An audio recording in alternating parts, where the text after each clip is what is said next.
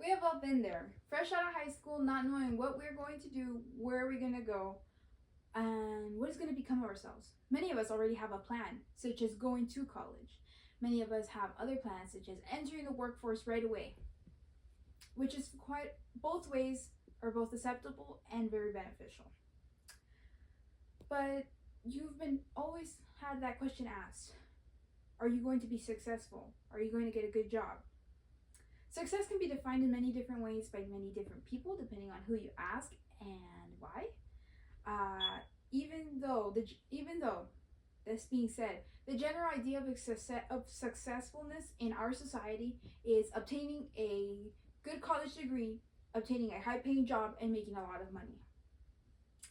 Even so, according to the online article of October 31st, 2018, by the Northeastern University, people can still become very successful without needing to go to a prestigious school or obtaining a college degree.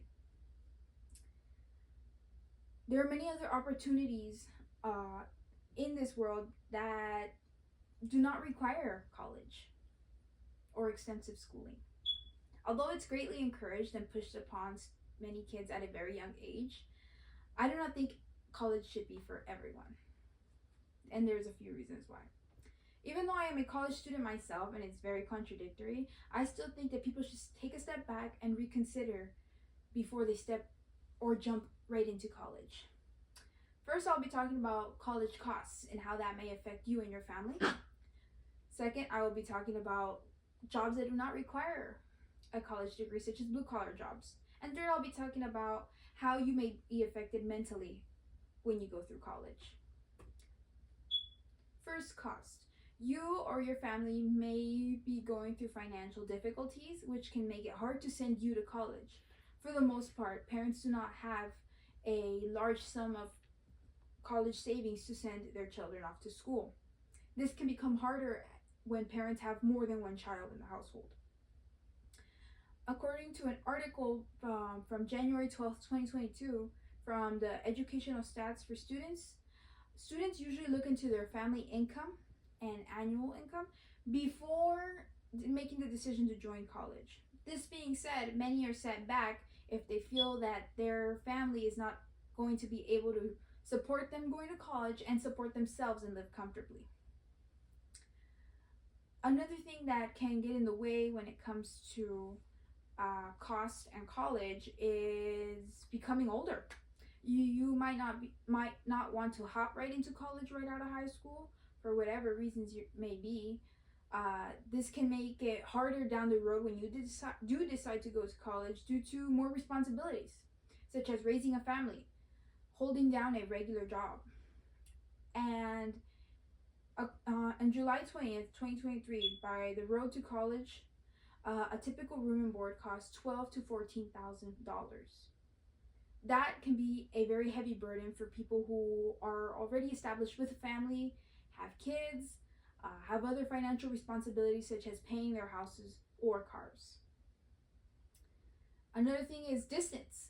Many of us might not have easy access to a college or university we might want to attend, leading us to take either public transportation or our own transportation that over time can become very costly. Another thing that comes to cost that affects us from college is debt.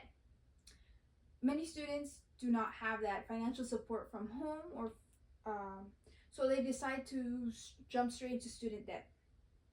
This being said, although it is very beneficial at the start since you pay for schooling right away and you get it over with, when students come out of college, they are left with a long period of time that they have to pay for college.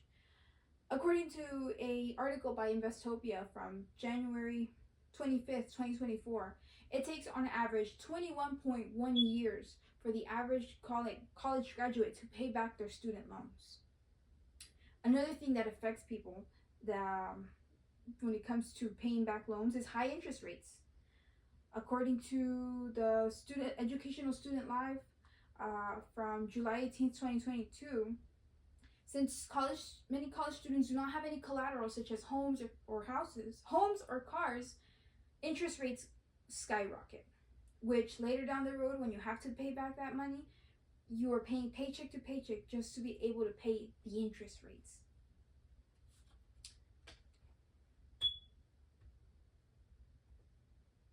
So now we talk about blue-collar jobs. For the most part, many blue-collar jobs do not require you to have a high education. Something simple such as a high school diploma or a certificate can be easily obtained and have you enter the workforce.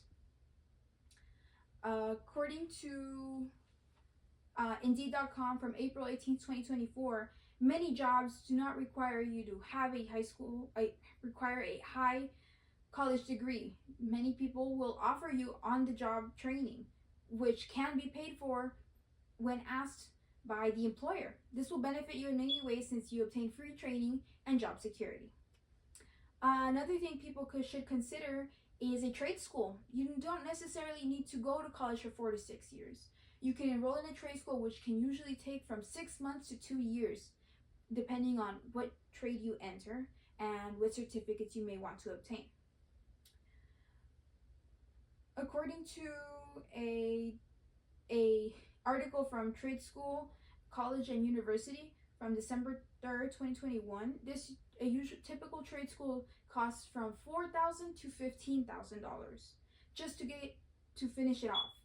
That being said, typical $15,000 will get you a room and board for 1 year in a regular college or university.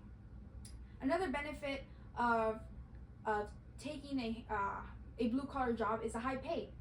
You can easily become very skillful with practice, and as your practice goes higher and your skills go higher, your pay becomes even better. It all can depend on you. You do not have to rely on your degree in getting you that high-paying job, which for the most part will not occur right away.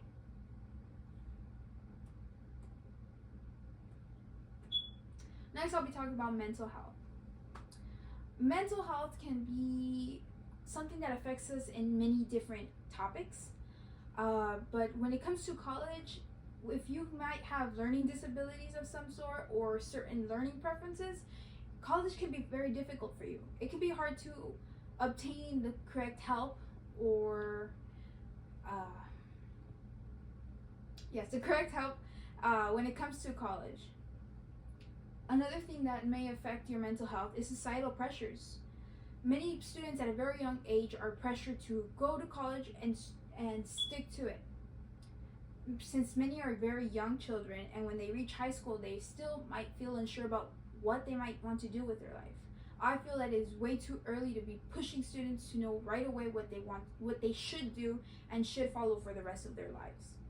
Students should be able to experience life, have some time to understand if they might get into a certain skill or a certain trade job that does not require you to spend so much money to go to college and obtain a degree that might not land you the job you were hoping for.